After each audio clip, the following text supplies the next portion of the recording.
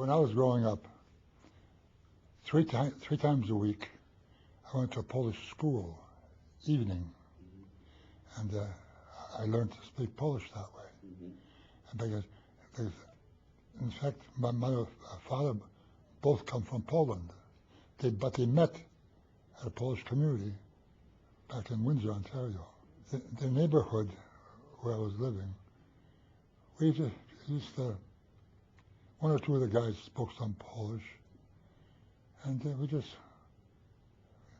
played with one another, basketball, not basketball, baseball and things like that.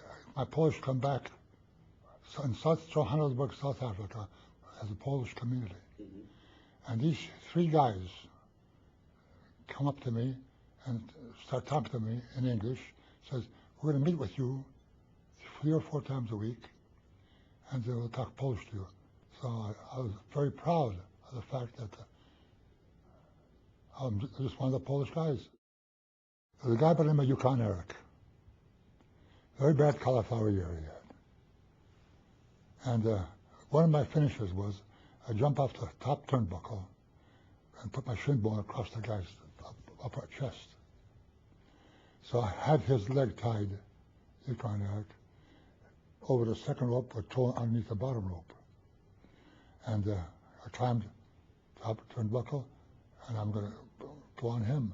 But the referee is underneath me, unhooking his leg. So I leaped over the referee. I'm coming down. Yukon Eric sees me. He turned away. My shin bone scraped his cheek so tight, it hit his ear, just ripped the whole ear off the side of his head. The only thing that was left was the lobe here. And it rolled across the ring like a golf ball. The referee pushed me back, he looks down, picks up the ear, still throbbing. What's that? That's his ear. He looks over and blood squirting out of Yukon Eric's side of the head. Somebody threw a towel in there, he put a towel over his head, walking back to the dressing room. The referee said, what do I do? I said, raise my arm, I'm the only one left here. Oh, okay. So raise my arm as the winner. This was a Wednesday. Friday, I went to the office to get paid for the match. You've been to the hospital to apologize? For what? Jesus, you tore the guy's whole side of his head off. So I said, no, I don't have to.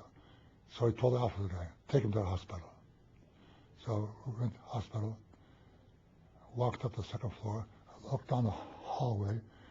One door was open, that's the dressing room door, and there was a bunch of people in there.